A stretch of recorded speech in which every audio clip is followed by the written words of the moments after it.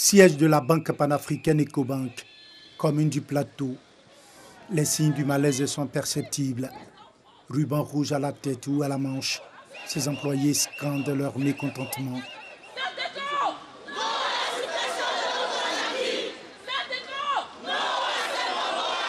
Regroupés au sein du Synteco, le syndicat national des travailleurs d'Ecobank, ils protestent contre une réforme qui touche à certains droits. Nous dénonçons principalement deux choses.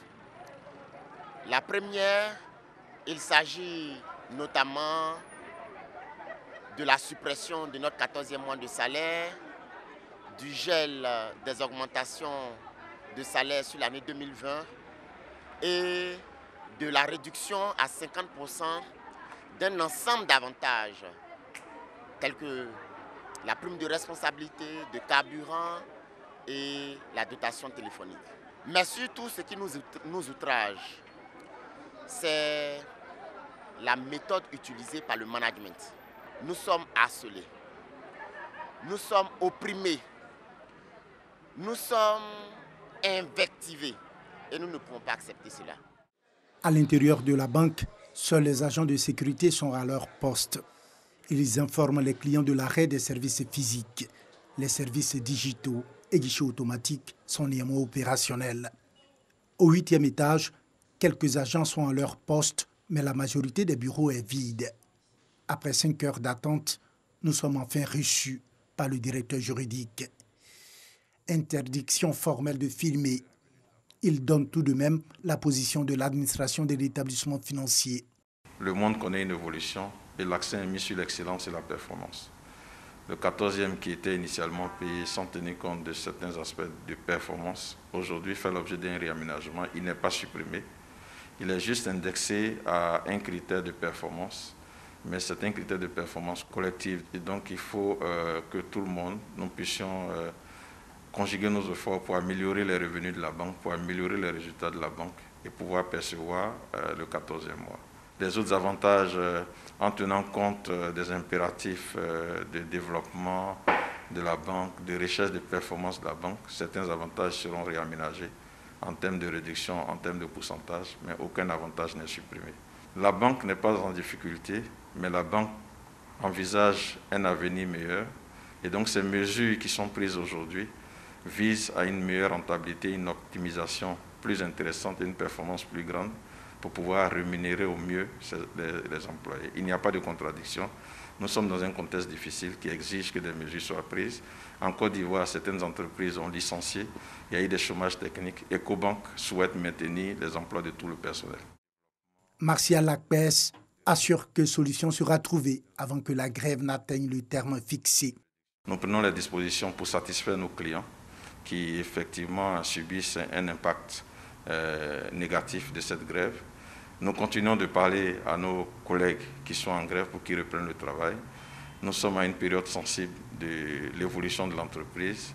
Il est nécessaire que tout le monde comprenne la situation et que tout le monde vienne à la table de négociation. Mais je pense que demain, la grève n'aura pas lieu parce que d'ici la fin de cette journée, parce que chaque minute qui passe, nous menons des initiatives de conciliation. Je peux affirmer que nous pourrons avoir une solution d'ici demain. À l'agence Ecobank Cité des Arts, dans la commune de Cocody, la grève est effective. Ici, même les guichets automatiques sont à l'arrêt. Un problème pour les clients qui défilent sans pouvoir faire d'opération. Je n'arrive pas à récupérer mon argent. Je suis parti devant l'université, je pensais que c'est parce qu'il n'y avait pas d'argent là-bas. Je suis venu ici, c'est la même chose. Ça me met vraiment mal à l'aise parce que je suis venu avec un taximètre. Je comptais sur cet argent pour pouvoir le régler. Là, il faut que je trouve une autre solution parce que ça me met vraiment mal à l'aise. Il faut qu'ils arrivent au moins à nous envoyer des messages pour informer, pour qu'on sache combien de temps ça va durer, vraiment pour s'éviter les problèmes. Le syndicat national des travailleurs d'Ecobank revendique 500 membres. Prévu pour durer 3 jours, la grève touche l'ensemble du réseau, composé de 40 agences à travers le pays. Dans la région du Bélier, le ministre de la Promotion de la riziculture, Gaussou Touré, était dans les bassins rizicoles de Subiaco et Yabra. Yabra, ce sont 1600 hectares. Aujourd'hui, seulement 150 hectares sont exploités pour 1000 tonnes de riz. Yabra a connu un passé glorieux avec une forte production de riz, ce qui a valu à ce village une visite de feu Félix Houphouët-Boigny. En 1975, Subiacro dispose, quant à lui, d'une superficie de 120 hectares aménagés.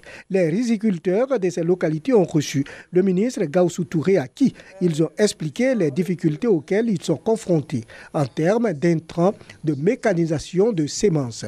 Pour le ministre Gaussou Touré, la Côte d'Ivoire a adopté la nouvelle stratégie de développement de la riziculture 2020-2030 pour relever de nombreux défis. Les problèmes de semences pour la campagne 2021 sont réglés.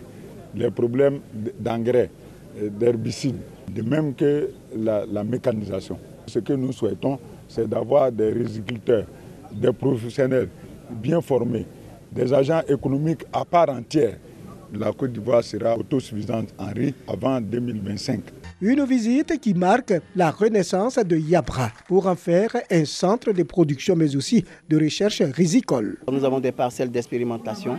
Nous avons également tous nos étudiants qui viennent ici en immersion, ceux qui font l'agriculture, pour venir apprendre le métier du riz. La riziculture, l'un des volets importants du projet de PAIB. Le système est fait de sorte que les producteurs produisent et les autres structures existent pour pouvoir reprendre la production. Mais les producteurs ont besoin d'avoir des sites qui permettent la pleine production. La stratégie nationale de développement de la riziculture compte assurer à la Côte d'Ivoire l'autosuffisance en riz avant 2025 et faire de notre pays l'un des plus gros exportateurs africains de riz à l'horizon 2030. Les députés britanniques ont approuvé mardi un projet de loi controversé du gouvernement de Boris Johnson qui revient en partie sur l'accord de Brexit et a provoqué la colère des Européens en pleine tractation commerciale entre Londres et les 27. Malgré des dissensions au sein des conservateurs, ce texte qui viole de l'aveu de Londres le droit international a été approuvé en troisième lecture par les députés avec 340 pour et 256 contre, ouvrant la voie à son examen par les Lords dans les semaines à venir. Après leur divorce en début d'année, les deux parties se sont fixées comme objectif d'arriver à un accord de libre-échange en octobre pour éviter un no deal potentiellement dévastateur économiquement le 1er janvier prochain. Pour apaiser la colère au sein de son camp, le gouvernement avait accepté un amendement accordant plus de pouvoir au Parlement pour contrôler les dispositions controversées sans satisfaire Bruxelles qui a menacé d'une action en justice faute de retrait d'ici la fin septembre. Le texte revient sur certaines dispositions pour la province britannique d'Irlande du Nord, prévues afin d'éviter le retour d'une frontière avec la République d'Irlande, un garde-fou jugé essentiel au maintien de la paix sur l'île. Pour Boris Johnson, le but du projet est de défendre l'intégrité territoriale du Royaume-Uni en assurant la continuité des échanges entre la Grande-Bretagne et la province d'Irlande du Nord.